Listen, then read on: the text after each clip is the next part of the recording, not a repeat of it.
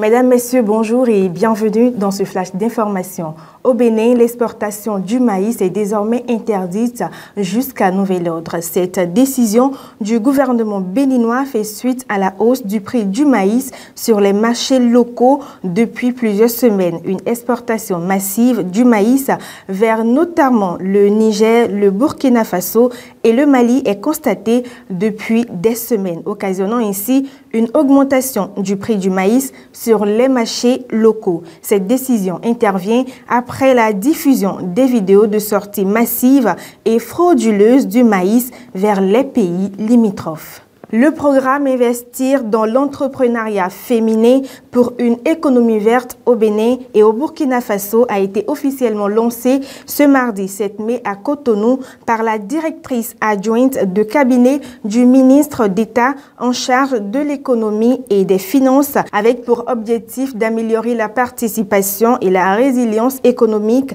des femmes entrepreneurs dans une économie plus verte.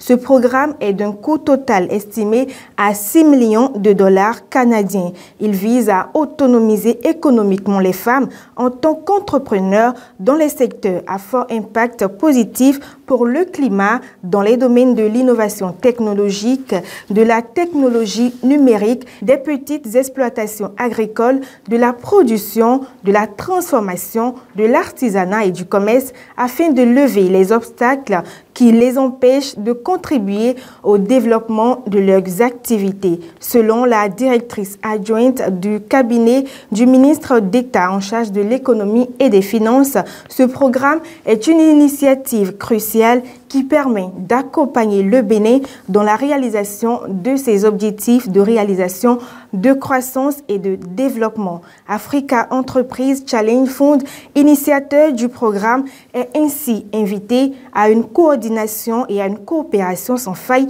avec les différentes structures de l'État. Le marché financier régional de l'UEMOA s'est ouvert ce 7 mai aux investisseurs internationaux à Johannesburg. Interrompu depuis plusieurs années en raison de la pandémie de la COVID-19, les BRVM Investment Days sont à nouveau de retour. Ces journées de promotion à l'international ont pour objectif de favoriser un dialogue stratégique entre les acteurs du marché financier régional de l'UEMOA et les investisseurs internationaux sur les opportunités d'investissement dans l'UEMOA. Pour cette troisième édition, plus de 150 participants sont attendus avec une cinquantaine venant de l'UEMOA.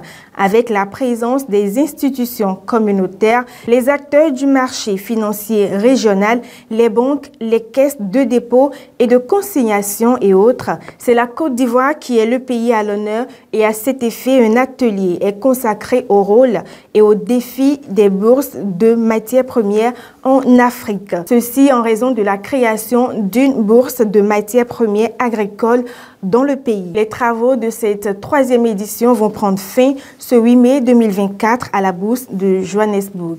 Le Bénin est désormais le premier pays d'Afrique subsaharienne membre de la BERD. Cette adhésion à la Banque européenne pour la reconstruction et le développement en tant que 75e actionnaire s'est faite suite à une demande présentée pour accéder au statut de membre de la BERD en juillet 2023. Dans une annonce publiée le lundi 29 avril dernier, l'institution présidée par Odile Renaud-Basso a expliqué que le pays a achevé son processus d'adhésion à la banque et obtenu le statut de pays membre. Cela permettra au Bénin de recevoir le soutien de la BERD en termes de financement et de politique à mettre en œuvre. Selon le ministre de l'Économie et des Finances, le Bénin aura la possibilité de capter plus de ressources pour la transformation structurelle de son économie et la dynamisation du secteur privé. La BERD compte aujourd'hui 73 actionnaires nationaux, en plus de l'Union européenne et de la Banque européenne